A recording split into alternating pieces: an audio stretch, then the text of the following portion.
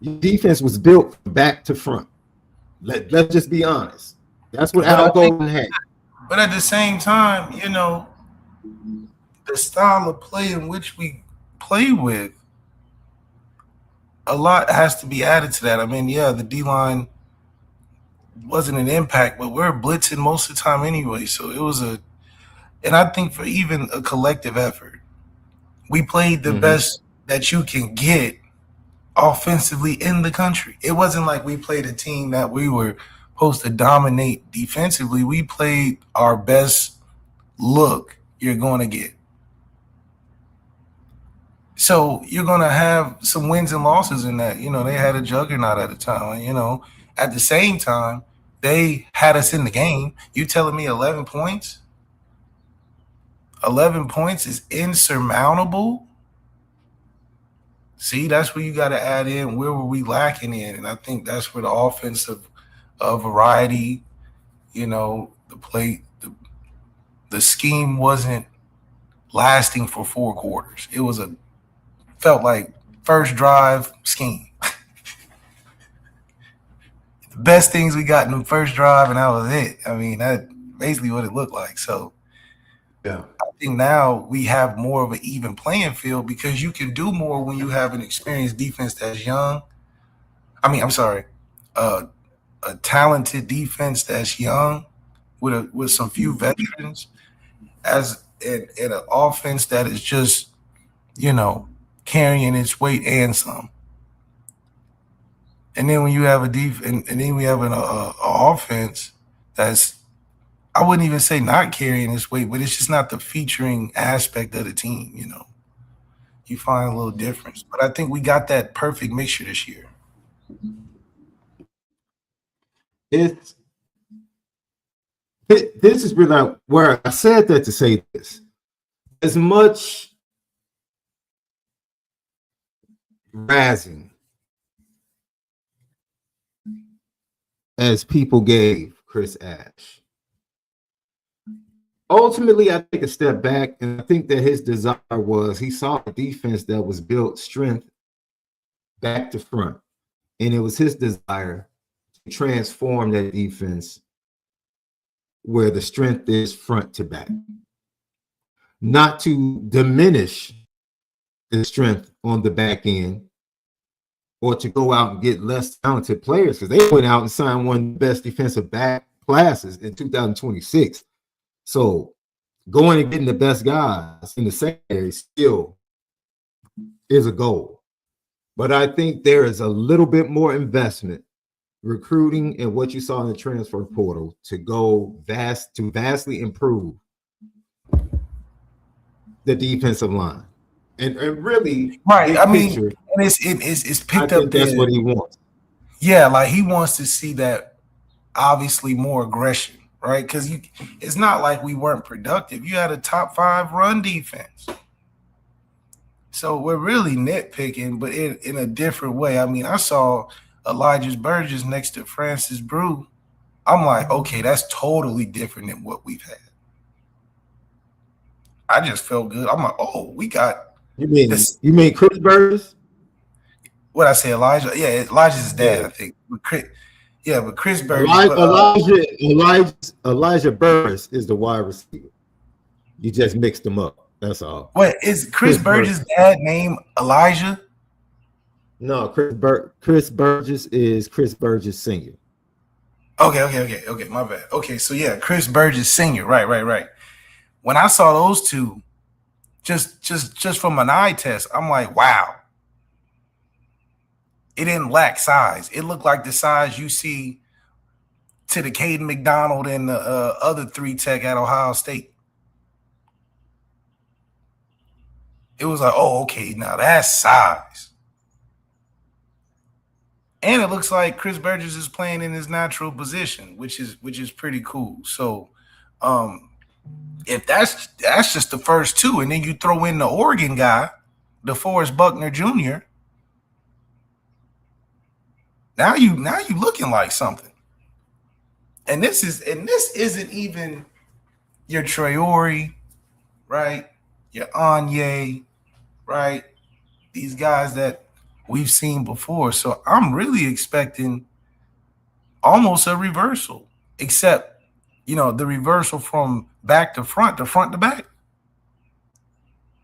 Except the front to back. The back is still good. See, the back still got the residue from going back to front. So now you back to front to back, the front.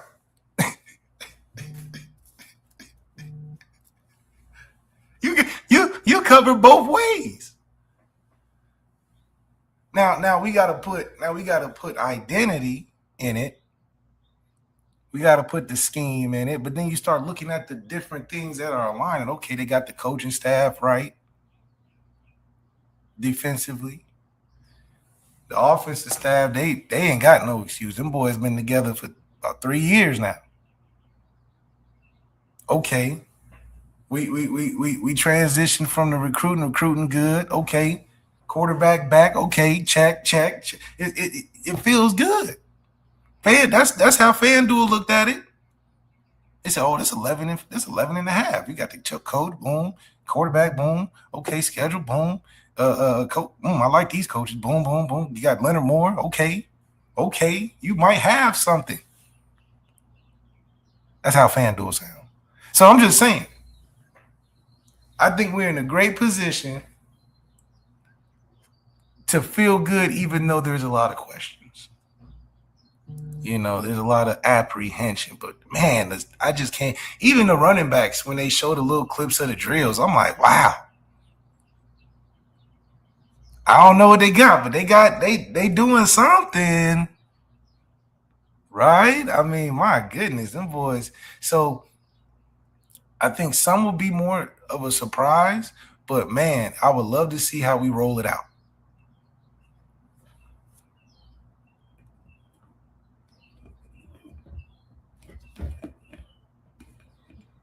Lucky podcast. So let's get to the rest because I had something else to say, but I thought I'll save it. Chris asked, what are your goals? And how is the interior? You invested a lot in the portal, and you got Armel Moulton back. You get Jason Onye for a 6-year. What's your goals? And then what's that interior of the defensive line? What is it looking like for you? This is what he had to say. We want to get better every single day. We had a list of things that each individual that's been here has to get better at, whether it's an alignment, a communication, eyes, whatever, something fundamentally. There may be a call or two that somebody really struggled with. We want to make sure that we last year's issues and we eliminate them from the tape this spring. We don't want last year's issues to be today's problems for certain individuals that have been here. But at the end of the day, we just want collectively the whole group to get better every single day. Issues was maybe not as much size in the middle of that defensive line. You certainly seem to have solved that problem in the transfer portal. What has impressed you about the new guys that are coming on? Really, the new guys in general have done a great job of buying into our culture. The way Coach Freeman wants the program to be run, they've done a great job with that. They're listening, they're learning, they're eager to get out here and go to work, and these guys are trying to fit in. That's the thing that impresses me about all of them. I think the new guys for me are major, absolutely major, especially when you see them on the field. Like you said, Love, you just saw the film, them going through drills, and you see the pup. Chris Burgess is the pup. Right. Exactly. Do you remember when we saw 7 as a freshman along the defensive line? You remember when he showed up, it was like, whoa, wait a minute, that's a freshman?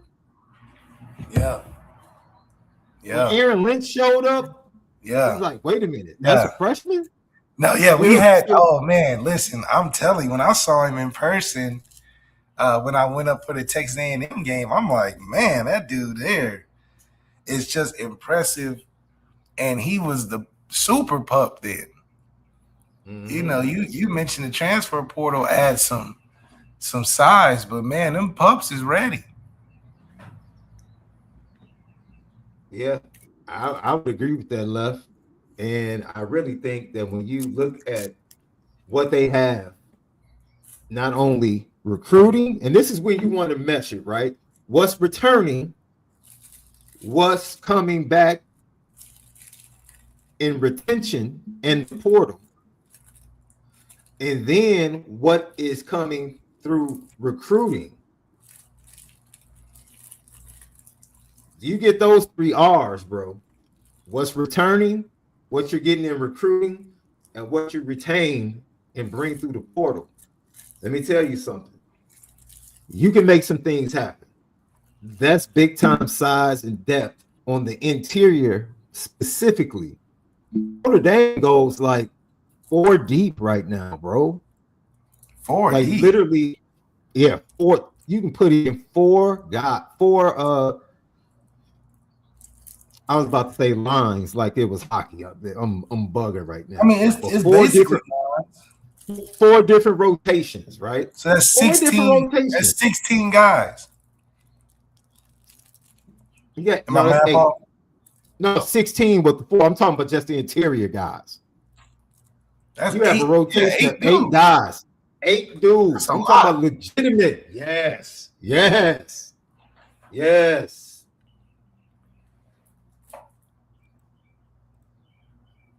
No, that's. I mean, we had that a little bit. I mean, we didn't have that last year. Mm-hmm. I mean, can you say we had it last year? I don't think I would say they had that last year. I don't We think were so. excited about the 22 guys. But see, this is what I'm talking about. You might have had it last year, but you didn't have it with size going deep, right? Exactly. Remember Big Gabe got hurt before the USC game, and everybody was worried, like, oh man, we don't have Big Gabe. Right? But the defense still showed out, shut down the run against USC. Al Washington and his squad, they did an incredible job the last 2 years. Absolutely. Without having the big size in the middle, they still did an incredible job as a unit. Front 7, including the secondary coming down and being sure tacklers like a Don Shula. And we don't get to Tate Johnson. We don't get I told you last offseason when I came out of practices, I was like, that he's a dude. He's a dude. And when they didn't start him at the beginning of the year, I was like, that's a mistake. That's a mistake. He might be the best dude outside of Leonard Moore in the secondary. Whoa.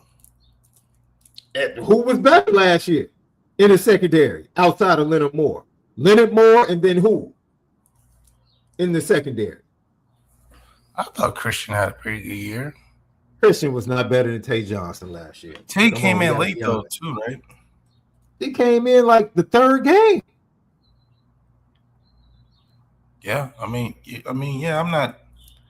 I thought he did a little bit better on an impact level than Adon, but Adon was good too. So, Adon is just solid, bro. Yeah, that's what I'm saying. Adon is almost like you just good. Adon is like the secondary version of what JD Bertrand was. He just he's just good. Like he just good, just solid. Like he's got to be out there, you know. Yeah. He's not and it's funny because he's not Xavier Watts, he's not Kyle Hamilton, but he's right there. You know what I mean? Like it's. I mean. He might just fit in better in some instances than, I don't know. But when you're talking about being good on the back end, you're talking about having Adon. Mm-hmm. Like Adon is one of the reasons why you're like, okay, we're there. We're good there. Heck, Talik is a good example of why you feel good. And because he's not necessarily the starter. But anytime he's in there, you're like, okay, we're going to be productive. Yeah. I'm very excited about what they have. And you screamed for even left out. You were out in front of this before Chris Ash even showed up.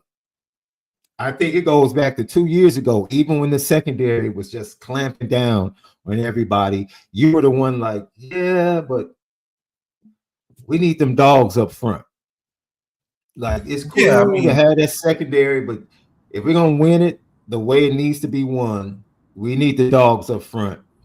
You said that, and if Chris Ash has to be the conduit to cause that to be manifested, and if the first 2 games last year is the growing pains, or the tough transition that needed to be experienced to manifest a championship team and a championship defense, then we look back as a fan base and say, you know what? It was worth it.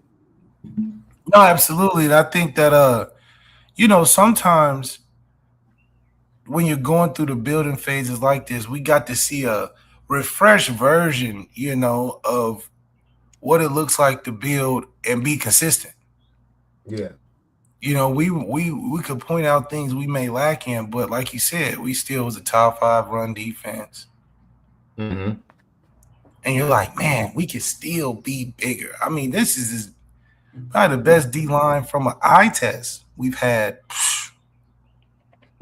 reaching probably beyond Marcus Freeman. When your pup is Chris Burgess.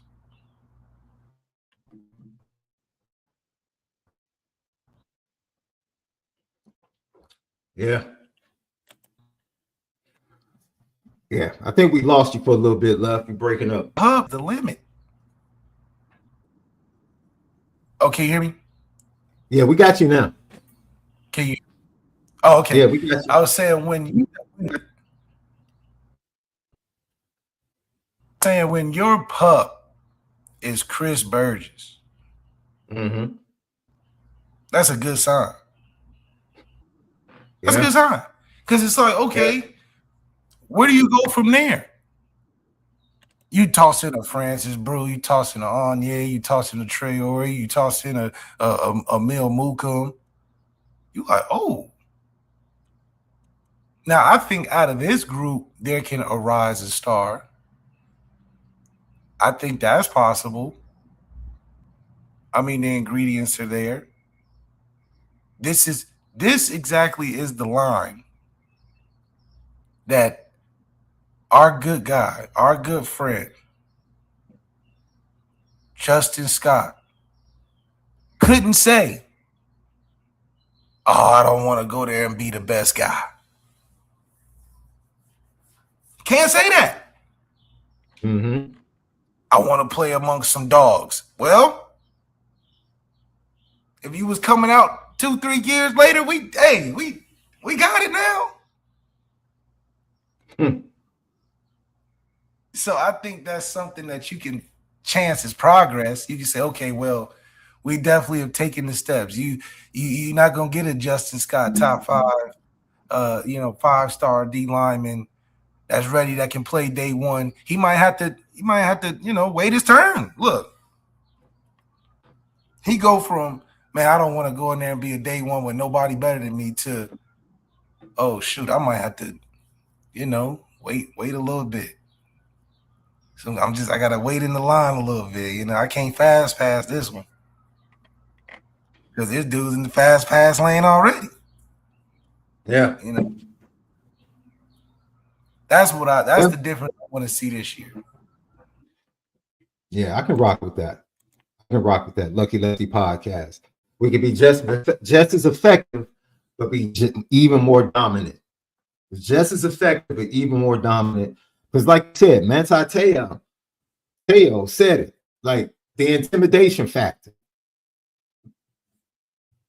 You want that intimidation factor when teams are looking at you warming up, when teams look at you getting off the bus, when that fan base, they see you getting off the bus. It's like all that. Shut that up. Shut it up immediately. Yeah, we look good. Know what's coming. We look good coming up. For sure. Real good. Chris Ash talking about Francis Brew and the new defensive tackles that he got in the portal. This is what he had to say. It just depends. Every situation is different depending on where they came from, how similar or how different are the fundamentals or the scheme and the language that we use versus what they've used. Sometimes that learning curve can still be pretty big, even though a guy's been playing for a few years. So every situation, every player is different. How they adjust, how they handle it's different. Think about Francis and Keon and Tion. Yeah. What are some of the things physically that you notice about what they bring here from? They're big and physical. They're really strong. They're heavy-handed. They do a great job with their hands. But really, it's just about the physical size and the strength that they have. Hey, physical size and strength. And for me, I want to tip my cap, man, because the interior of the Notre Dame defensive line left and what they put out on the field the last 3 seasons, for the most part, in comparison to other big time teams, were undersized. The Notre Dame interior defensive line has been undersized when you compare it to other elite championship teams. I think Penn State's interior defensive line was undersized as well. But when you look at Ohio State, when you look at Georgia, when you look at Texas, I think 2 years ago when they lost to Ohio State in the semifinals, had 2 dudes, man, tipping 320 on the inside. Talk about a linebacker, middle linebacker, loving to play behind that. 320. 2 cats tipping 320, playing on the interior of the defensive line. You know, so when Chris Ash talks about the benefit of their strength and power and what they bring to their size, strength, and power, that's just something that Notre Dame has not had in the toolbox when it comes to their defensive front.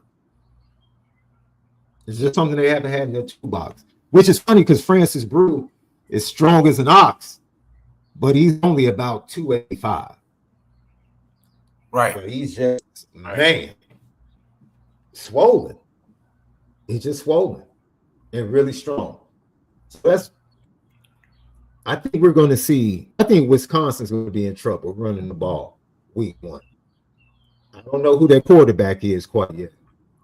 No, I think that's a great test. Ball, it's definitely a great test having them first game because we get this put it on display. You know, we're going to have a stout, at least the size. Because, you know, Wisconsin's known for having some good size on their offensive line. But they'll see some size on the defensive line, too. You know, and I think before, like, I remember Michigan State at home when I'm like, oh, them dudes look. I was like, dang, I thought we was big. Nah, they were big. Northwestern. I think that's why they beat us. I mean, they were legitimately bigger than us. And I'm like, Northwestern, you know, them safeties was 220 SD. Both of them. He said both of them. Both of them. Big, strong. I'm like, dang, got linebackers and safety. These niggas big. That was you all gave the game away with fumbles that and will drop forever passes. be Trevor Simeon's draft game. That's how I knew. I'm like, okay. That's how I knew if you play good against Notre Dame, you going to the league. For sure. He built an NFL career and coaching career in Notre Dame Stadium on that day. On that day. Solidified it. They said, oh, yep, he's the next coach. Yep, we're gonna put him in the league, bounce around for some years. He's ready. Yeah. I mean, he could have did crazier too. Yeah. If his receivers had some hands, that would have been an embarrassing loss for Brian Kelly. I'll tell you that. Chris Ash was asked about the energy. What's the energy been like? And his thoughts on the first practice. This is what he had to say. There's been great recall from the guys that have been here, but they're just eager to get back out here. They got a lot of competitive spirit to them. Today they competed their butts off. They were a lot of fun, a lot of energy, a lot of juice, and the guys flying around and enjoying what they're doing.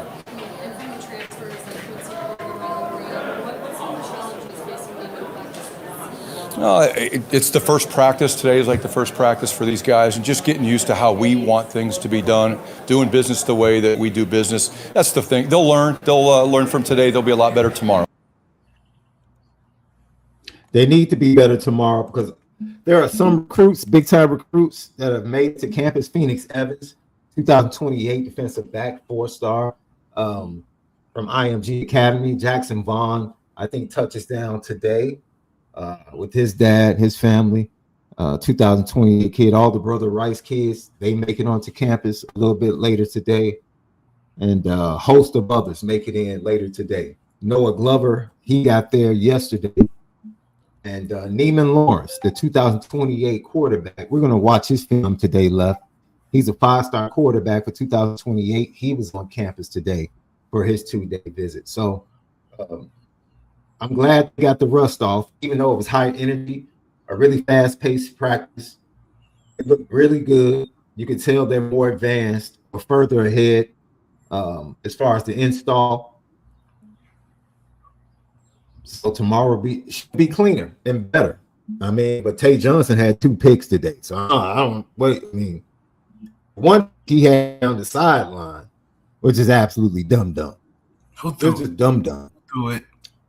CJ threw it. I mean, but in all fairness, you're going to hear from Mike Denbrock. Mike Denbrock said he expected that because he was like, this dude has been, I'll let you hear what Mike Denbrock had to say.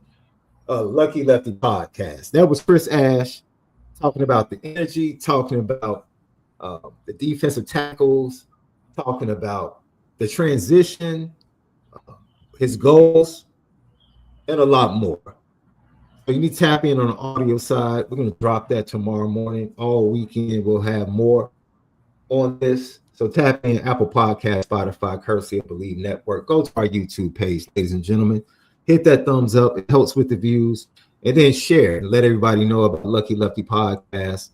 And then subscribe to the channel. Every time we drop something, set yourself up a notification so you know when we're going live and when we drop some other content video. We are the home of the misguided passion. We are forever committed to making sure that we spend it different. And if you go to FanDuel, because we're presented by FanDuel, download the app or go to FanDuel.com. You can go to the first week of action in college football. The lines are already there.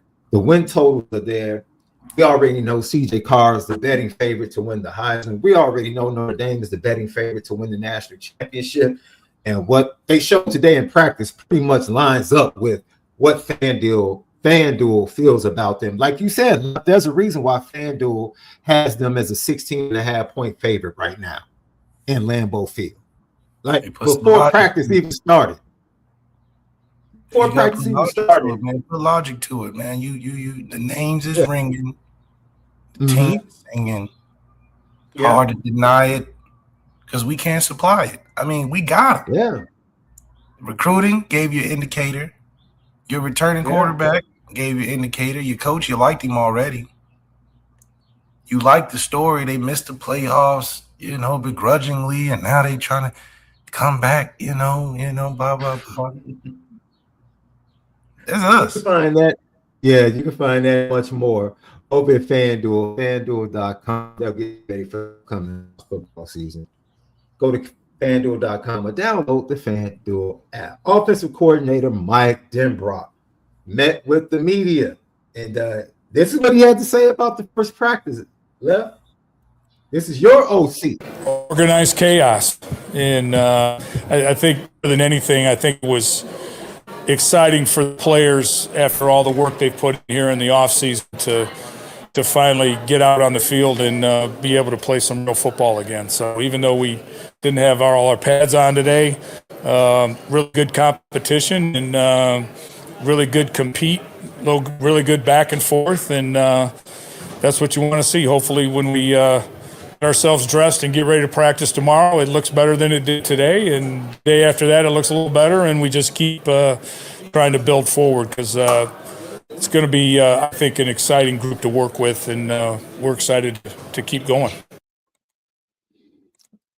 Left, when you talked to Coach Denbrock over the last month or so, you talked about his excitement that he had to get started with this group and what he has in talent on the offense this year.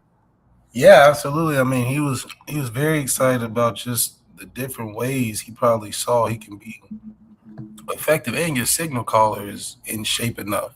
Okay, year two, higher expectation due to this Heisman thing. But he's in a situation where you're like, okay, at least he got all the tools.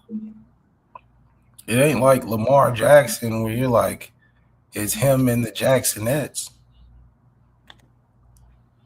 And he won the Heisman on a team where they didn't say Louisville's going to win a championship. You got CJ on a team that they saying gonna win it all. He gonna win the Heisman. They gonna go undefeated. I mean, that's different expectation. But it's CJ, and then you got other names too. Yeah. So it's a lot easier to get it done. Yeah. I think the excitement for Coach Denbrock is exactly what you said, right? Just having that guy, the quarterback position, to go ahead and be a maestro, not a manager, but a master Right. of the offense this year, right? Right. And you've been saying that that's the transition and the steps that need to be taken for CJ Carr. Because we're not going to manage the win offense. doing what he did last year. Throwing a swing pass on third down and going 54 yards. Look, I mean, hey. And it's funny because that was a top defense at the time. Yeah. I mean, heck, they held Texas A&M pretty good. You know what I mean? So it's not like this was scrubs, but it just shows you how special we had it when we can take that same defense and throw a swing pass and go 54 yards. Yeah. Yeah. Or throwing, I mean, how many wide open touchdowns did he throw? I mean, my goodness. I just think that'll be the biggest thing for CJ is it's going to be like he's never started before just because of how teams are playing him. Teams are going to be out the gate. All right, we heard the hype. Y'all ain't got your Darian and Jeremiah Love. Y'all gonna they would get, they get real confident. Like, it's light box. Yeah. Light box. Too high safety. What's up? What's up? Mm-hmm. They're gonna be like, wait, we watched film all week. They've been running one. No, one high. What you mean one high? We coming with disrespect. We ain't respecting the run game. Y'all had some people where you saw what Boston College did. They was like, you know what? We ain't even gonna put nobody back there. CJ is not gonna see that at all. Yeah. So look, man, I don't think anybody's more excited than Coach Freeman and Mike Denbrock to have CJ back. It's almost like they don't know what to do with themselves. Like, oh man, we don't have to get a quarterback up to speed. We don't have a quarterback battle. CJ is going to get what's the percentage? 70% of the snaps in the spring? Yeah. Would you say about 70% of the snaps? I mean, I don't know. I mean, he needs more than last year for sure. I mean, just simply, he's going to get that. But at the same time, I gotta find out who my backup guy is. I just, that's just. I feel you. I feel you on that. At least I gotta. I mean, because all three supposed to be right. You know what I mean? Like, now this is the kicker. I said it yesterday. Blake Hebert is your backup. Okay. Noah Grubbs is not. Yeah, Noah Grubbs is not. He ain't. Well, isn't Teddy Gerard coming in the summer? That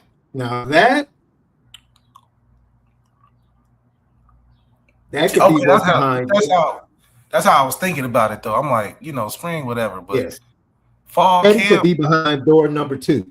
Like, right. He could be behind door number 2. Right, I agree. Yes, he was at practice today. Okay. He's super bought in. He ain't got to worry about that. Yeah. So, but I feel pretty confident that Blake Hebert is going to come out as the number 2 to begin the season. As of today. Lucky Lefty Podcast. How are you going to push this offense? Like, where's this offense at? And are you pushing this offense forward this season? This is what Coach Denbrock had to say about that. It obviously makes the process a lot easier, right? This is the first time in a while we weren't trying to break somebody in and make sure that they had both feet on the ground. He's got a year of experience under his belt. You know, that's a good thing sometimes, and sometimes it's kind of like, hey, listen, just just let's slow down a little bit and just make sure we got the details taken care of before you go taking the rest of the playbook into your hands. But it's great. I mean, it's easy on everybody because there's a familiarity. There's obviously from a playbook point familiarity, and then from the players around them. There's familiarity, even though there's some new faces out there running around as well that we're excited about.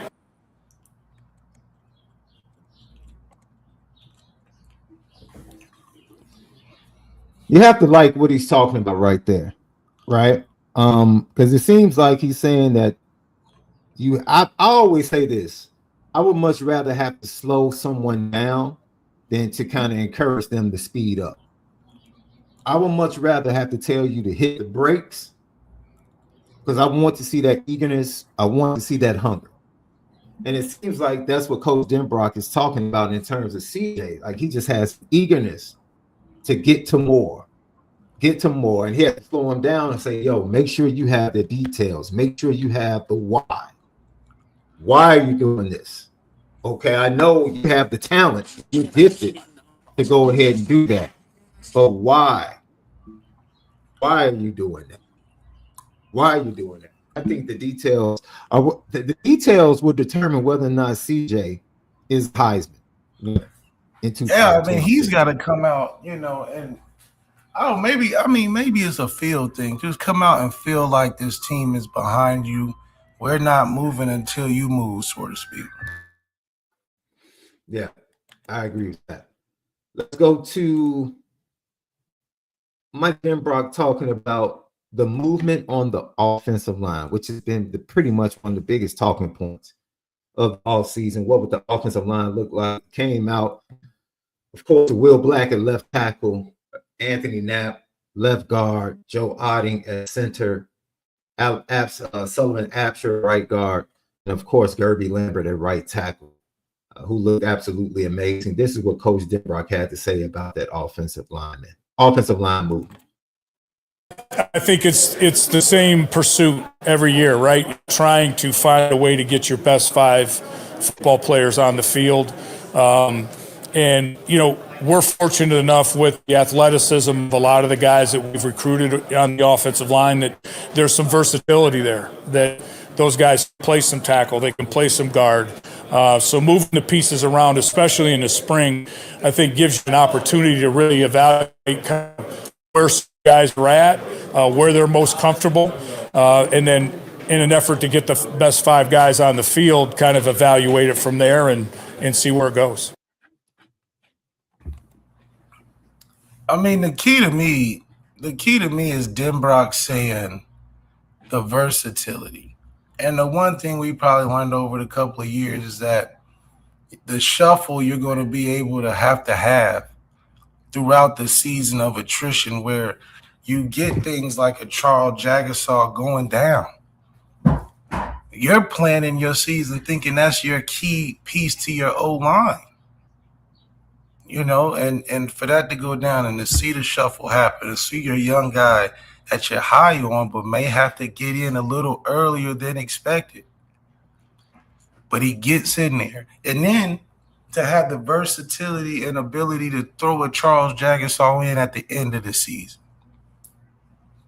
Mix well with the O-line. Give us a chance to win. That, in my opinion, it was something that probably went off to a Joe Rudolph who said, okay, maybe it's not so much about having set positions, but the ability to have guys rotate. And it plays into the whole recruiting scheme of we got guys that are two-way guys. It's different now in the locker room where you talking your stuff in the locker room about, man, I used to play both ways, score and get touchdown, all of that. Now every guy in the locker room is saying that. Every guy in the locker room is saying I've played 2 ways at some point. I think that adds so much value when you talk about, okay, now our rosters, And it is interesting to see how we have to go to walk-ons at running back when, I thought we were pretty. I know injuries, but I thought we was pretty deep. But we had that many injuries at running back. I think that's interesting. But still, some of these guys we got, I'm sure we can throw back there. Heck, if Bubba need to be on the field, so he might have to play a little bit of athlete running back. He's trying to get Bubba on the field by any means. You're gonna show love. You're gonna show love to Faison. That's Captain Faison. You gotta have him out there. But shoot, I'm telling you, the first 5 seconds, I knew Bubba was it. It's the same look that I saw when Chris Burgess and Francis was next to each other. It's like, oh, that just looks different. Bubba looked like one of those Wandale Moores, just get it and go kind of guys. So I think this is a potential for the coaches not to mess. Just don't mess it up. You know what I mean? It's you can talk all day about how you love so many things, but it's like, man, it would just be a tragedy to see it not work. Right? So just don't mess it up, huh? It's like, man, because now it's more of if it could go wrong, where, and I have no idea. I would be shocked. You'd be like, oh, we're having a breakdown receiver. I'm shocked. How? That's our that was number one circled agenda on the board. Get that going. Yeah. I'll be shocked to see the defensive backs giving up touchdowns. How? That was supposed to be the unit. I'll be shocked to see if our D-line, after just looking at them. Because at this point, if we got the pieces that look the part too and still can't get back there, I don't know. Maybe it's a philosophy thing. I don't know. Mike Denbrock talked about his tight end room left, and then his introduction to Mylan Graham, what he thinks about the transfer wide receiver out of Ohio State. I think more than anything, we got to find a replacement for Eli, and who's going to be that number one guy, who's ready to take on that responsibility. Is it one guy? Is it a shared responsibility? Is it two guys? Is it three guys? What is it, right? And what are the strengths of the guys that are going to step into that role, and how do we have to framework what we do around those strengths and make sure we're doing the things that are best for the football team?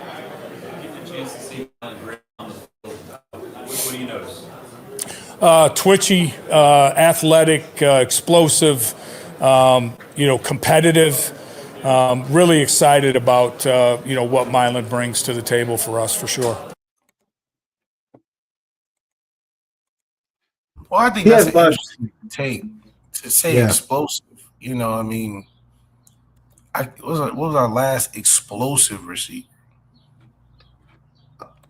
Last explosive receiver. Because it's always easy to say Will. It's always easy to go back to Will. Will was 10 years ago.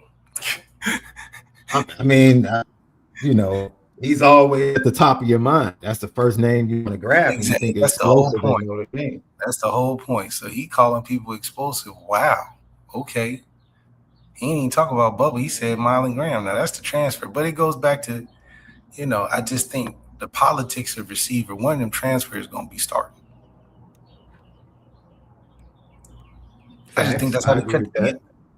I just think that's how they cut the deal. They say, okay, we'll take two, but one of y'all is going to be out there. If both, I don't know if they put both. You can't put both out there. How they going to do that, SD? All these guys we got, I think one's reserved for the transfer. One's reserved for Faison. If he can stay healthy. He's going to be out there day one. What do you think of day one? Micah Gilbert is his boy now. I think Micah Gilbert he should be in the running. What's his connection with Jay? He didn't even get a chance with Jaden Greathouse last year. Not for real. Yeah. Oh man, it's gonna be interesting. I don't know. Oh man. I just think the tight end room is going to take care of itself like it always. The tight end room at Notre Dame is just like the offensive line and running back room at Notre Dame. It just takes care of itself. Yeah. It takes care of itself, right? We were worried about Eli Raridon being able to be healthy last year. All of that, it took care of itself. The year before that, it took care of itself, right? Mitchell Evans ended up being a dude. Goes on, he's good in the NFL. He's catching touchdown passes. Tight end, offensive line, and running back room at Notre Dame just seems to like it's on autopilot. They take care of themselves. You have questions every year. And like you said, is it going to be a main guy or is it just going to be a collection of guys? Either way, I fully expect the tight end room to kind of take care of itself. Yeah, I agree. I think the tight end room should be fine, and I think a lot of it is just because of how it's built in the system. They just have a great relationship with the O-line. You get a guy like Ty Washington who can carry that spirit of it. He had one touchdown last year, but has the spirit of that tight end room that you need, where he's going to be important when it matters, but he's going to be a team player first. And that's okay if not everybody can be a star, but the tight end room positions us to have a star at receiver. Wouldn't mind Mike Denbrock talking about Aeneas Williams, who actually practiced and went through drills today, love. He was out there going through drills. And also a little bit more on the tight ends. This is what he had to say. The thing about Aeneas that I think people forget is that, every time he's been inserted into a game situation or we've called upon him to do positive things within our offense, he's delivered every single time. And I don't anticipate that being any different moving forward. So to me, it's an exciting time for him because there's an opportunity in front of him that I know he's been working very hard for and he's ready to seize. More questions. Who do you think has the most potential to? Well, I think it'll be an interesting fight, right, throughout the spring and maybe even fall camp. We have a lot of really good, talented players at the tight end position.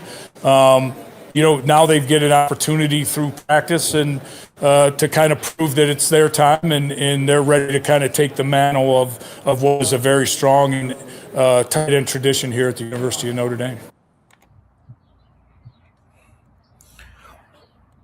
Yeah, he used to coach tight ends for a little bit at Notre Dame.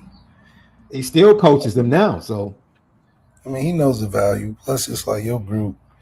You're going to put a little spice on there, a couple little slide routes. And, you're going to get your little impact tight ends, But I think it's one of those things, man, when your bases are covered, you start working on the exciting stuff. And I think that's where him and CJ come together because, like you said, it's more detailed. You're mastering the art of something. So, Denbrock going to be pulling out that chest up in the attic. yeah. That chest in the attic got some plays now. So I'm expecting to see that creativity that we've been losing year to year due to uncertainty at the position. This is supposed to be, I want to see that Geno come through. Let's see what Geno's impact has come through because now this your guy. You know what I mean? Like this, you put him through the process. This is who you chose, right? This is year one. You had a good start. Yeah. But Geno, we're gonna have to see you a little more active on the phone. Maybe you do a little more talking to him on the sideline. Not saying, don't be doing the, hey, I need you to throw it better. We got to have better commentary.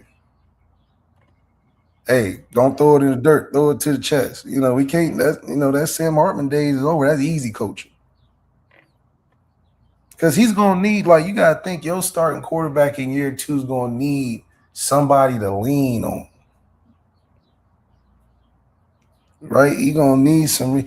As much as he got going, he's gonna need somebody to talk to that know what's going on. Because remember, Geno came in, he was like, "Yeah, Tyler Buckner be telling us what to do." Like what? So, along with CJ mastering the offense, Geno mastered the offense, and with that, Geno can develop his quarterbacks that he's recruited. I mean, right now, Geno's got all quarterbacks he's recruited in the room outside of CJ. Yeah. So it's like, yeah, CJ's got the good advantage for you because he's got all the right things you need to build that archetype. So when you going through the stages of developing your guy now, it's like, okay, I'm gonna pull out the CJ tape. This is what I want you to look like at its quote unquote best. You know, this is your Heisman guy. Yeah. Toby Gerhardt. I mean, dang, what's the brother name, man? Oh man. See how Blake Hebert.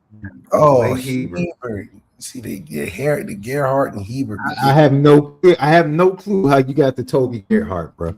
It's the Gerhardt Hubert thing. You know? That goes to another. We'll just call him Hubert. We'll just call him Hubert. You got Hubert, and then you got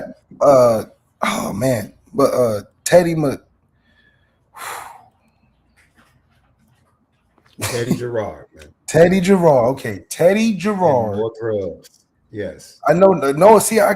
Noah sticks out in my mind. Noah Grubbs sticks out in my mind. Teddy Gerard and Blake Hebert. Golly. God. Okay, Blake Hebert. Keep working at it. Keep working at it. Yeah, I mean, we don't get it but that's the thing. When you don't know the backup, that happens. When you haven't established yourself in the pecking order, I think Kenny Minchie was just a little bit easier to remember. That's all. The name was a lot bit. But Kenny, Kenny had the story. Kenny had the story, and he was always in the quote unquote running. It's so crazy how we got so wrapped up in Kenny versus CJ. We never talked about 3 ever. Nobody talked about 3. And then you lose Kenny, so now you gotta find somebody to talk about. Hebert was on the sideline just throwing the ball around like But that's an important thing for Geno in the spring is developing Hebert. I Noah's hurt, right? Or something like that. Nobody knows he's not hurt. Okay.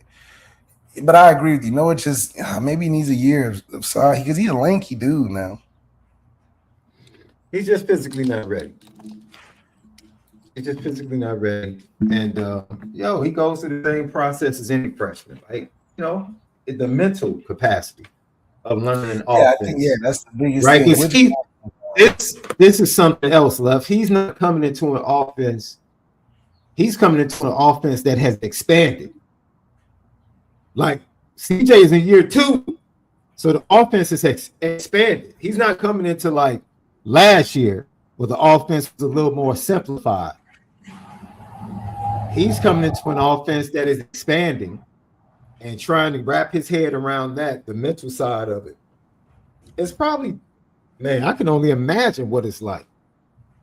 Because you're talking about Mike Denbrock saying, I have to slow CJ down from trying to grasp the rest of the playbook.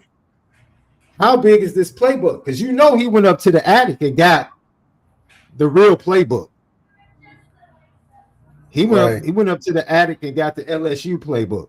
Like, all right. You gotta grab the LSU, because he's like CJ should be capable of these verticals, taking these shots, not being afraid, trusting you one-on-ones, and that you in sync with the looks and you asking me for plays. And I mean, this is something where Denbrock can get comfortable with, and Denbrock's track record is if he can get comfortable with a 2-year guy, great things happen. And FanDuel was thinking of that. They said, okay, Jaden Daniels took 2 years with Denbrock and won a Heisman. That same coordinator got a guy that we think is just qualified enough to win it, and he's got a good team. Oh, that's the recipe for success. I'm assuming, if we just doing algebra. So I do think it would be a great matchup though to see CJ versus Dante in a great rivalry matchup game in the playoffs or something. I think that would be a great moment for CJ, to be remembered in certain ways if he go in there and beat Dante, his down the street rival, backdoor neighbor, so to speak. Mm. I That think would be nice. it'd be pretty cool. Because Yeah, they both got great teams.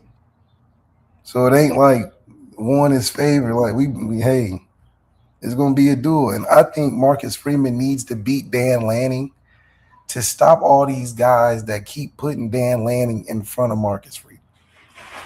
You even tried to whisk that past because, but Oregon, they do. No. We talking about Dan Lanning. Don't try to say, it's Oregon this. Yeah, he's running things to an extent, but Marcus Freeman, in my opinion, if he had Oregon, think about it. If Marcus Freeman had Oregon, and if Marcus Freeman had Oregon, you got to think about it. The recruiting, the Nike swag, Phil Knight would turn Marcus Freeman into the Fresh Prince of Bel-Air. He would go down in history as the swaggiest coach in coaching history. If you gave Marcus Freeman the Nike deal and throw in the recruiting pass, Marcus Freeman wouldn't be sitting there talking about, we got to have certain standards. No, he'd be like, who can I get next? Marcus Freeman be so fly at Oregon, he'd probably never take his glasses off, but just keep sunglasses on the whole time. Just too cool. So that's why it's could Dan Lanning do what Marcus Freeman is doing at Notre Dame? That's the question. I think that's the hardest standard when you compare the two. Who can do what Marcus Freeman is doing at Notre Dame? Regardless of, y'all winning championships, I get it, but could Steve Sarkisian do Notre Dame? We saw it, Steve Sarkisian tight with a Charlie Rice. Offensive genius, quarterback heavy. But can Steve Sarkisian take Notre Dame with no Lambos? No oil fields to give on lease. No briefcases with all the money and goods. Could Steve Sarkisian do what Marcus Freeman's doing at Notre Dame? That's the question. So that's why I'm like, there's no way Dan the Scam Lanning is better than Marcus Freeman. But that's all. Now, I'm not going to be ignorant and say he's better than Dabo, because Dabo, I have to give him his credit. People be disrespecting Dabo. But Dabo got it, you can't count him out. But I'm not putting Dan Lanning over Dabo. What are we talking about here? That's just my 2 cents. Yeah, Marcus Freeman with the Oregon package would be dangerous. Oh, man, what? We wouldn't have to be selling Nike ideas on how to roll it out. They probably would have heard the podcast, sent us a couple boxes themselves, say, hey, you should team up with us. The Lucky Lefty shirts would be Nike inspired. Oh, it'll be partnership. Instead, we got to hustle Under Armour. That's why they lost Steph Curry, because they not visionaries like us, SD. I kind of agree with you, Left. I don't dispute Under that. Armour should have called us, and they probably would have kept Steph. That was the deal. We would have said, them shoes, because SD from Chicago, so the shoe knowledge is in there. Shoe game here is man. Hey, you come up here. We have my boy Corey, who owns Leaders 1354. Check out leaders1354.com. Best urban wear spot in the city of Chicago, there in the West Loop. He just opened up a restaurant, or has a restaurant, shall I say, called Freestyle in Bronzeville. and it's on 50th and Prairie. If you need a pass, you come in and you need somebody to walk you in there. You'll hit me up. I'll meet you over there. If you don't feel comfortable, it's okay.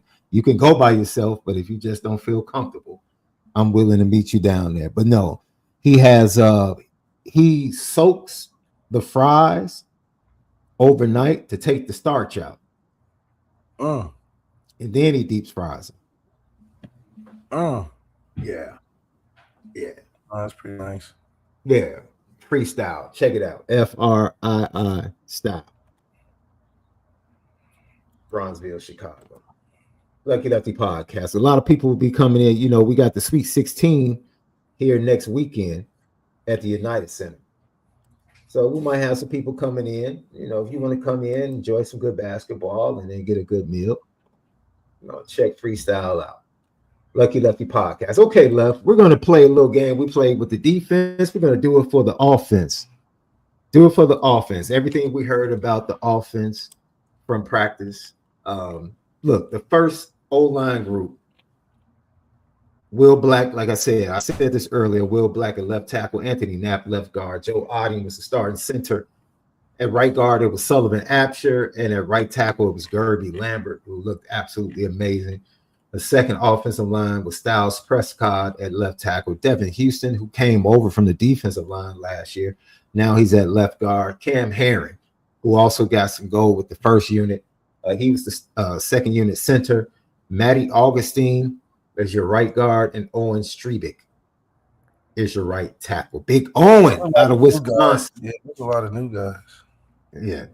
And the freshman, Grayson McHugh, Peter Jones, Sullivan Garvin, Max Anderson, and Charlie Thorne, and Robbie Rowland made up the third offensive line. It'd be nice to get another Q out of that. Man, it would be really nice. Really nice. Because we've seen other good tackles. Yeah. So you know how we do this, Left, right? I give you the stat offensively for Notre Dame last year. You let me know whether you're going to go higher or lower for the offense next year. Higher or lower. 42 points per game. They were second in the nation at 42 points per game. Higher or lower for the Fighting Irish in 2026? I think we'll give up more points defensively, not because we're bad or anything. I just think that's just no. This is for the offense. This is for the offense, right? I'm saying because of that, I think we won't be in the position to just lump on points like we do. I think it'll be we'd win, you know, games 35-38.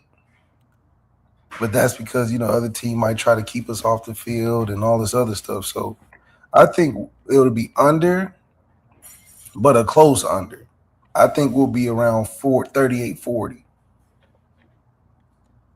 Because then you got to think, I mean, a lot of them points came from just we're better than you at with Jeremiah Love and Jadarian. How many 94-yard touchdowns are we going to get? I mean, what do you think? I mean, that's fair. Post touchdowns. I mean, shoot, it was even times during. I mean, with the imagine what we could have did if we was as desperate as Miami, trying to score 100 points out of desperation with all our starters. We put it with 60 points on the board. Think about against Syracuse, they probably could have put up 80, bro. I mean, we took Jeremiah. Like, if we was like, oh man, we gotta kill him with Jeremiah Love all game, it would have got ugly. We probably would have put 100 points on the board. Yeah. The next stat: explosiveness, 7.3 yards per play. That was number one in the country. Will Notre Dame be higher or lower than 7.3 yards per play next year? Higher. I think that's higher. I don't know, man. When you take away the big plays of Jay Love, I don't know, Left. But I'm thinking maybe the passing game. That's what I'm saying. I'm thinking we're hitting more passes 10 plus yards down the field. Okay. I mean, I would. I mean, shoot. I still think one of the most amazing stats is the career yards gained or yards per rush on Jeremiah Love's touchdowns was 24.6, bro. That's insane. We say all the time. His He yards per He touchdown. averaged 24 yards, 24.6 yards per on his touchdowns. touchdown. On his Damn. touchdowns. Oh, That's dang. crazy. No, that's crazy. Yeah, that's That's crazy. crazy. Dang. That's Okay. And that's career? It is career at Notre Dame. Wow. 24 yards on his touchdowns, bro. Wow. That's I mean, bananas. you're getting out of there. Like that's Bananas, the bro. next level stats you need right there. And that's why I kind of paused at it being more than 7.3 because I know Jeremiah Love was a huge part of that 7.3. Huge part of 7.3. Yeah, I'm All saying right. it's like, come on, yeah. We say 200 under for the last two. No, you said over. You said under for points per game, over for yards per play. That's where you went. Yeah, yards per play. I'm hoping it's over. Yes. Yeah. I understand why you come to that conclusion. Yards per game on the ground, rushing yards per game. They were 15th in the nation at 204.7. Come on, higher or lower? Lower. Okay. Lower. Yeah. Because who are we doing that with, and what are we doing on offense? You know. Yeah. It should be lower, but it should be in a good range. I think we get 130 a game. 110 maybe, you know. Okay. Not All 200, right. not 204. What? I think they'll be in the 160 to 70 range. And CJ's not running. I mean, I don't expect him to be running the football as much as he is. With the defenses they're facing, though, they might run for 200. Some of these games, bro. Man, you're right. Especially if the offensive line is as good as we believe they can be. Yeah, I mean, They still might. But then that's just crazy talk, man. We said we doing more yards per game in rush, more yards in points, more yards in per play. Not losing. We gotta lose steam on something. You know what I mean? I'm halfway realistic with it. You know. It's crazy. The schedule is light. Yeah, it's light. It is light. And look, Mike Denbrock spoke no lies when he said, "Look, every time this dude Aeneas takes the field, he makes a play. Every time, like he makes a play, whether it's receiving touchdown or a big reception, a big pick. I don't know if you can live picking like up a that. block. Hey man, look, live like that. I mean, your whole career is based on all right. Go in there, do something." Hey man, Coach Denbrock said he's been waiting for this opportunity. That's what Denbrock said. Yo, he's been waiting. He's been waiting. And it's always funny because everybody, the fan base, all they can talk about is Nolan James Jr. Oh man, Nolan James. I told you he looks the part. I told you that he looks great. But see, Aeneas ain't giving that spot up, bro. You know how long that dude has been waiting behind those two dudes? About 2-3 years. Now, remind you, you know how impressive it was for him to be the third down back and the best pass protector as a true freshman? You know how impressive that is? Right. I agree. That's impressive, bro. So it's his job to lose. Like, I've always been high on Aeneas anyway, but it's definitely his job to lose. I just, the nature of the offense is just not the same. So for him and his skill set, he should be fine. You know what I mean? But attempts, that can affect the group. You know what I mean? You get 3 carries and you get in, we passing the whole time. You're like, let's get back to it. Rushing yards per attempt, yards per rush. They were number 2 in the nation. Number 2 in the nation at 5.8. Out of respect. Okay, that's lower. Okay, let's go into the passing stats. Yards per pass. They were third in the nation at 9.5 yards per pass. 9.5 yards per pass. 9.5 yards per pass. I think it'll be lower because we'll have way more attempts. I'm assuming, right? Like he'll have like maybe 80 more attempts on the season, possibly. I mean, if you're like, all right, we're winning with CJ, and you don't have to. I think we got enough pieces to find ways to win, but I think Denbrock should go for trying to win 2 Heisman. I think he should try to really go for it. Him and Marcus Freeman should like have a real conversation and be like, look, I know we might be whooping teams by the second quarter, but let's get some LeBron numbers in there, man. Extra 100 yards because we can. I mean, we want to solidify this Heisman. You know what I mean? Yeah. Because Jeremiah Love is a prime example of why I'm not going to say we robbed him of the Heisman, but if we wanted to go for it, he could have won the Heisman. Yeah, I mean, like, how you get behind a guy, you like Vanderbilt. I don't know how they got Diego Pavia so far, because I'm like, how is he even, But if Notre Dame gets behind Jeremiah Love, like I believe they'll get behind CJ, I think we got something now. Now, we've been real selfish before about how we like to share the spotlight. Yeah. Yeah. I can see that. If they really wanted to get behind him, play him a lot more deeper into games, just, trying to build up stats and stuff.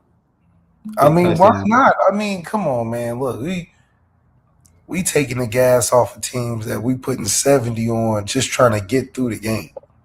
We just trying to get through the game. We ain't even trying to pour it on. We have not poured it on anybody, even last year. Everybody else turns it on. And we're not going to, I don't believe we'll be forced to turn it on. I don't think we'll be forced to turn it on so much in the regular season where it's like, but then again, I don't know, man. You know how crazy it is with some of these teams, man, just trying to figure out who may be good because of the transfer portal. You know what I mean? Let's get one more in. You're not going to be able to sleep on too long. Yeah, let's get one more in. High, low, right here. Lucky Lefty Podcast. Sean Davis, Malik Zaire. 255 yards passing per game. 255 passing yards per game. Left. We can hit 280, 300. Come on. 280. Come on, higher. We can. 250 was pedestrian even last year. Like, come on, we could have turned it on last year. That's actually impressive, from a perception standpoint, because like CJ kind of leveled off towards the end of the year, and it still was 255 per game. Passing yards. That's, I can rock with that, and I can definitely see the 280 you're talking about. We've just been built on the mindset of do just enough to win. Yeah. You know what I mean? Like, we ain't never been like, shoot, we're going to score 100 if you let us. You want to see something cool, Left? You want to see something cool? Yeah. Check this out, bro. I was really happy to see this, man. Really happy to see this. Spring practice. That cat Angeli's back. Angeli's back from injury, bro. I was really happy to see this.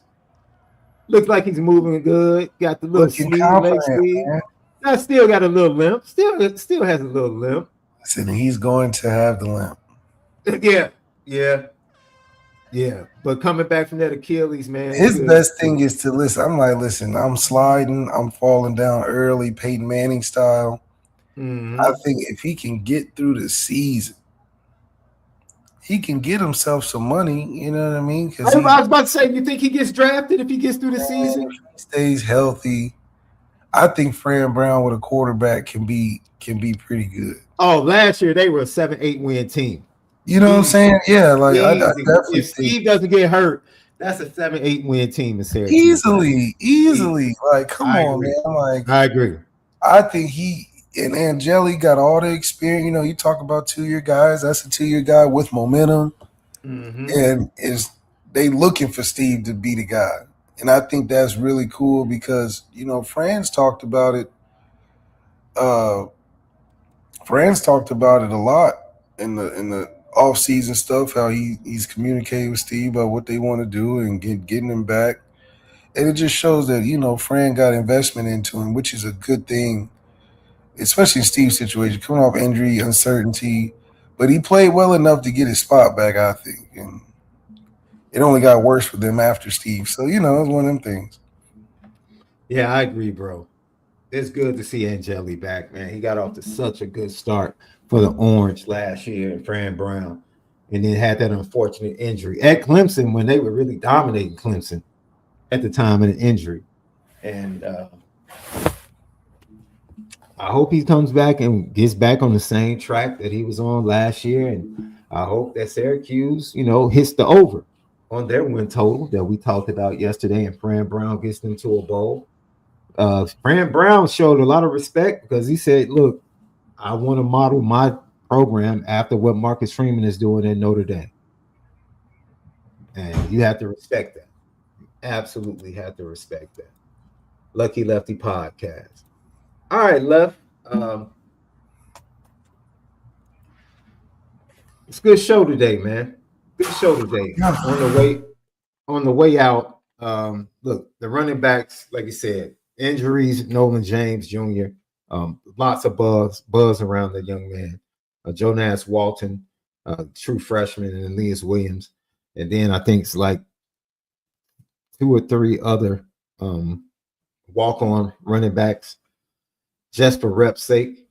We talked about the quarterbacks earlier. I think Blake Hebert, he's a little, he has some ways to go. He's not as polished as Kenny and CJ were coming in, and they were probably Kenny and CJ are a little bit further ahead than Blake Hebert coming into his second season.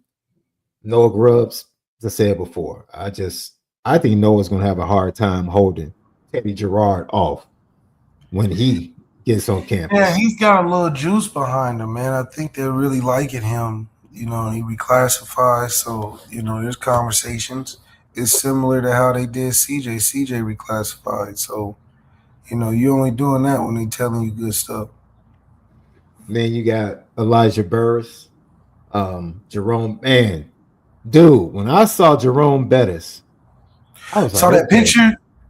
I was like, this dude. You saw that picture? Wow! I said, wow! I didn't even know. I thought he was like Kenny Urlacher big, They got this. And your boy Bubba Frazier just has juice, bro. Yeah, it just looks right. Yeah, he's different. He's different. And when you hear Mike Denbrock apply the word explosive to Mylan Graham, and you think about what Bubba Frazier brings, that explosiveness coming back to the wide receiver room is a fantastic thing. Hearing great thing, man. Cam Williams and Michael Gilbert stood out. Elijah Burris we said he was a technician. I remember watching Elijah Burris's sophomore film and saying this dude knows how to play the position as a sophomore in high school. So when he came in last offseason and everybody was talking about, last spring as a true freshman, and everybody was talking about him making plays and knowing how to play, I wasn't shocked. I saw that on his sophomore film in high school. So it didn't shock me at all. And that's why I'm not shocked to hear that Devin Fitzgerald is a dude. And who knew? Devin Fitzgerald has good hands. Yeah, you think? He's the son of a dude that is widely respected as having the best pair of hands as a wide receiver in the NFL, along with Chris Carter. Right after that is Larry Fitzgerald. So You know, and you love those NFL bloodlines coming to Notre Dame, left. I think it's just a good way to feel good about a guy coming in, right? You're like, all right, well, Mhm. you know, you want to feel secure in the recruiting process, and most likely those guys they understand what it takes, and Yeah, that's the biggest challenge. You just don't know who gets it and who doesn't, but you can lean on guys that have had NFL data experience that they get it, even if they may not be there yet. You see guys blossom, like once again, like a Kenny Urlacher. You see guys blossom, hopefully like a Devin Fitzgerald, who's in a good opportunity still.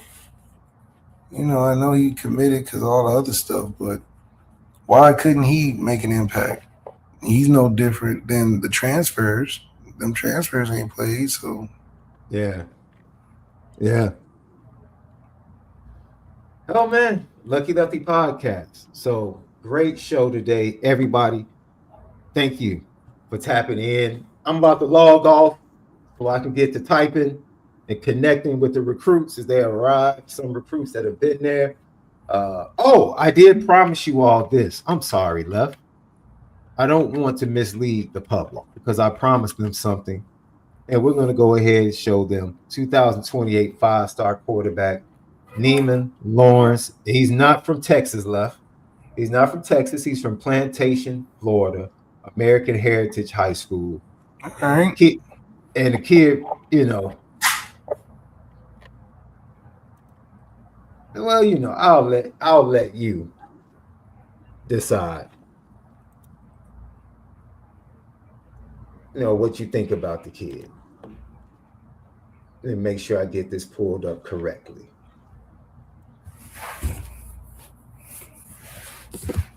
We told you we would get this for you, so I'm gonna give it to you. He's on campus, he was at practice, and pull it down. I'll put it back up as soon as they get through with this advertisement. But once again, he's 6'4". He's a sophomore. 6'4". I don't like when they don't update the film for these kids. But here he is, Left.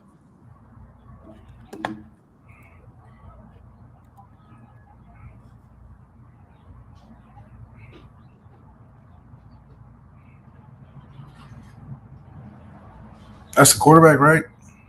Yeah, it's quarterback, man. Oh, that was the kid. picture of the.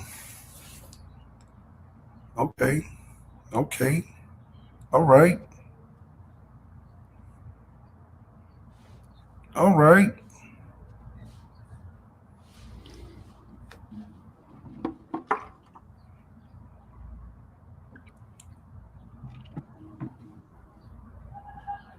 Okay, no, hey, you know. Now, mind you, this is his freshman film you're watching, Love. Huh? Yeah, this is his freshman film. Really?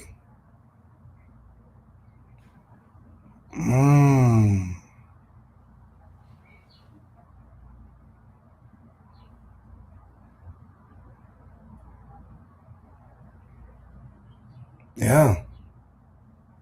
Using that back in the end zone like we talk about with CJ. Oh, I want to see more of that this year. Have to use the full end zone, like you said, Love. That's a flick of the wrist. I like him a lot, man. Wow.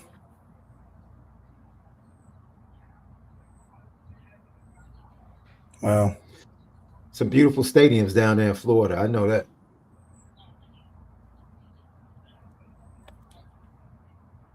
Wow.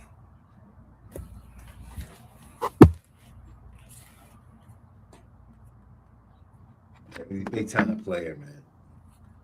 This kid has everything.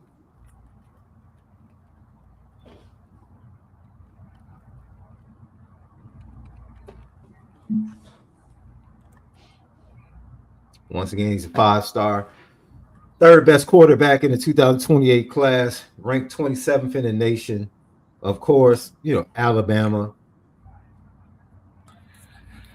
Miami, Michigan, Nebraska, Ohio State, Oregon, Tennessee, Texas A&M, Texas, you name it, they're after him.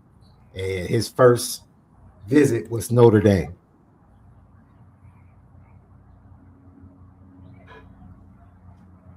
Wow. Once again, he's a sophomore, but you're looking at his freshman film, ladies and gentlemen. He was a freshman. No, I mean, yeah, definitely love the talent we have here. I mean, shoot. He looked like a good prospect, man. Freshman film is crazy. Freshman, he said freshman film is crazy. I mean, great, just all around, I can say great poise for a young guy. Left, the poise in the pocket. No, he doesn't panic, left. Yeah. Like he gets pressure and he's not just taking off, he's eluding. I mean, he's a freshman doing this, man. I like him a ton. So, hopefully we get him to commit. I mean, I think he's good. Now that's what, 2030 something? Like, man. That's 2028. He's a sophomore. Oh, okay, but yeah, he's a sophomore getting ready to be a junior, but he's legit. I put a 5-star stamp on him. I like him a lot. Yeah, he's a legit 5-star. Because you can't teach poise, you know what I mean? It's just like you got it or you don't. You understand? Yeah. You want to see the other quarterback that's on campus this weekend? Not really. Is he better than him? Right. You don't even want to watch. I don't even want to watch the other dude. I'll say Lucas Prop.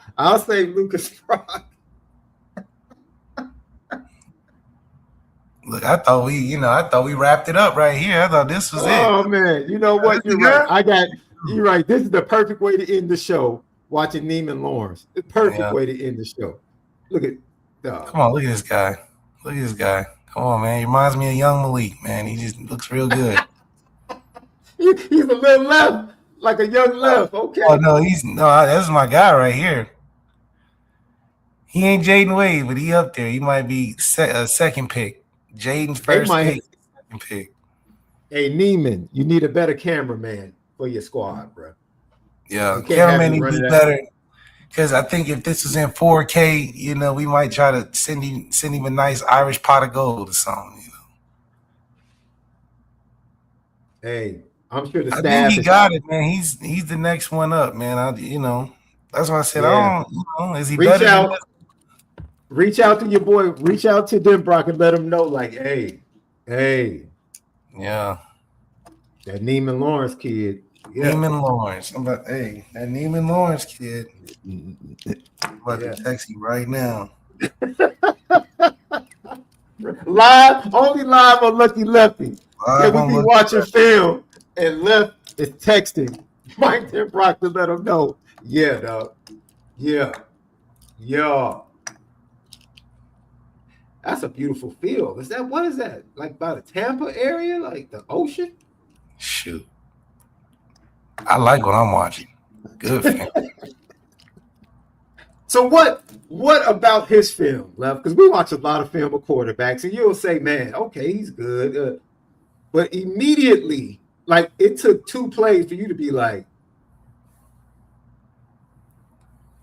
no, I just think he's you just see a decisiveness and you see a poise. mm-hmm. Where you're like, okay, he can handle another level of speed. Mm-hmm. We'll get his reads done, all that, but he throw, everything just looks natural. He doesn't make the game look but the biggest thing is the poise and like he's decisive. He step up in there and you don't see it, he out of there. You see it, he throwing it. He's not BSing it and scramble. I mean, I think that's shoot. Yeah, we gotta get him. Yeah. Poise is great because I mean, you text your boy like, hey, coach. He's the one. He the one. Lucky Lefty podcast, man. to everyone, have a great Friday evening. Continue to enjoy March Madness. I'm amped to see my Illini play VCU, Virginia Commonwealth, on tomorrow to get to the Sweet 16. It should be absolutely amazing. Absolutely amazing. And a moment of silence for the Red Hawks of Miami, Ohio. Right. All right. All right. Let's see. Ohio State got knocked out. Miami of Ohio got knocked out. Akron got knocked out today. Are there any more Ohio schools left? Because we got y'all up out of here early. Hey, man. Listen. I'm just saying. Rebuild and reload. Rebuild and reload. Rebuild and reload. That's what it is. That's it. Akron and Jay Reed are gone. Yeah, Miami of Ohio is gone. Ohio State is gone. Did you have any? Was Toledo in it? No, I don't think so. Hey, you see how you naming all those schools? That's how you know we just produce greatness. You can't have that many schools in one state and not have some greatness in it. Yeah. You ain't even mentioned Cincinnati. They didn't make it. They didn't make it. You're right. I didn't mention them because they didn't make it. Oh, yeah. Right State. And shout out to my boy, Jerron Simmons, Dayton, Ohio's own. My boy played at Michigan. He's coaching there. And it's just an important thing to mention. As SD loves to think he has the last laugh, Dayton stands tall. I'm just letting you know, Dayton is standing tall with this. They're still they still host. They're still a great host for the NCAA tournament every year. No. Great place to host a tournament. Wright State, located in Fairborn, Ohio. Dayton, Ohio. Wright State went home today too. That's what I'm saying. Y'all, Ohio just went home. Just first round out. Wait. What happened to Loyola? What is that Cinderella story? What do you mean? Did it run out? Is the chapter over? Loyola, Chicago? I don't know another one. See, they didn't stay in the lower conference. They actually went up to a better conference, and they're getting their feet settled. Don't worry. Okay, yeah. Don't worry. They'll be back. Is Northwestern in that same conference? They'll be back. Northwestern in the heart of the city? Northwestern is in Evanston. Lies. I remember I was sitting on the. I don't know. It was pretty close. It wasn't too far to get there. Stop lying. I know we're not talking about lowly DePaul, not the girls team. Okay. DePaul's rebuilding. Chris Holtzman, he's doing a good job. They increase wins every year. Next year they'll be in the tournament. They'll be in the tournament next year. I know Illinois has more schools left in the tournament than Ohio. I know that. What you gotta expand that GPS, huh? Expand the GPS to the whole state. That's okay. Dayton doing their thing. No, that's all. Lucky Lefty Podcast. For Left SD2 Mics, have a great weekend. But most of all, make sure you continue to spin it different.